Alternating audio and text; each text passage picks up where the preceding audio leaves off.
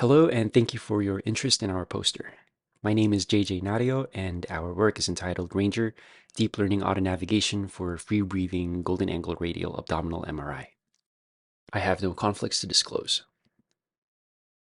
In free-breathing abdominal MRI, respiratory motion remains a challenge in creating quality images for diagnosis and treatment. One approach to compensate for motion, aside from breath holding and gating, is to retrospectively bin case-based data into distinct motion states, or specific phases along the respiratory cycle. To perform this, we typically begin with a three-dimensional radial stack of stars acquisition. The central line of K-space is collected for each angle, and an inverse Fourier transform is performed. Next, principal component analysis, or PCA, is used to obtain a representative respiratory waveform with which we can sort and bin our K-space data accordingly. Although PCA is powerful, it still comes with notable drawbacks. One limitation of PCA is that it is used with adaptive spatial and temporal filters, all of which require manual tuning of many parameters to produce an ideal result. It also fails to produce a proper respiratory waveform when the diaphragm is not fully within the field of view, as with this example, whose reconstruction demonstrates no motion resolution. One more failure mode is if there is presence of markedly hyperintense areas due to either artifact or contrast agent, both of which may interfere with producing a proper respiratory waveform, and here are two such examples. Similar unreliability in navigation using electrocardiography or ECG occurs in cardiac MRI, spurring the development of a deep learning-based alternative that is ECG-free. Here is a neural network capable of predicting when R waves occur using only the K-space data, without the need for an external ECG for binning. Inspired by such work in cardiac MRI, this work proposes a novel deep learning-based alternative for respiratory autonavigation, free from manually tuned filtering or PCA transformation. We call our approach RANGR, which stands for Respiratory Auto-Navigator for Golden-Angle Radial Free-Breathing Abdominal MRI. And our workflow with RANGR begins with a three-dimensional stack of stars. One-dimensional projections for each time point, which we define here to be each individual spoke in the acquisition, were obtained by applying an inverse Fourier transform along the central KZ line as we've described earlier. These projections are concatenated into a ZT matrix, and information across coils is combined using sum of squares. This ZT matrix is then min-max normalized between 0 and 1 prior to input into RANGR, and here RANGR outputs a respiratory motion signal. Our target for training is the corresponding signal obtained from filtering in PCA, and RANGR's output is evaluated against this reference using an L1 loss function. We train RANGR only with subjects for whom PCA is able to produce a functioning motion signal.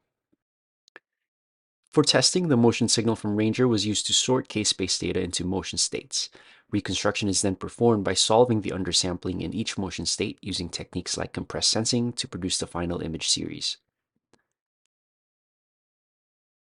RANGR's architecture is a modification of the popular VGG16 encoder commonly used for image classification tasks.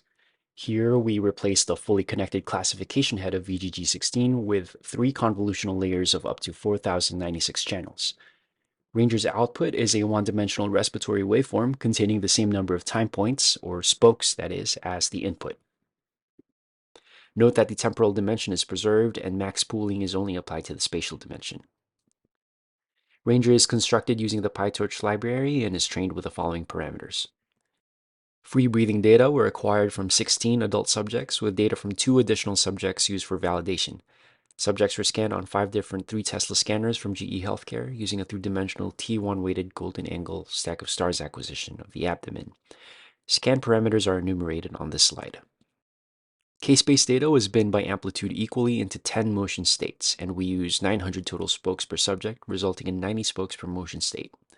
Reconstruction using the undersampled K-space in each motion state is performed with temporal compressed sensing as in XD-GRASP, and with deep learning reconstruction as with MovieNet.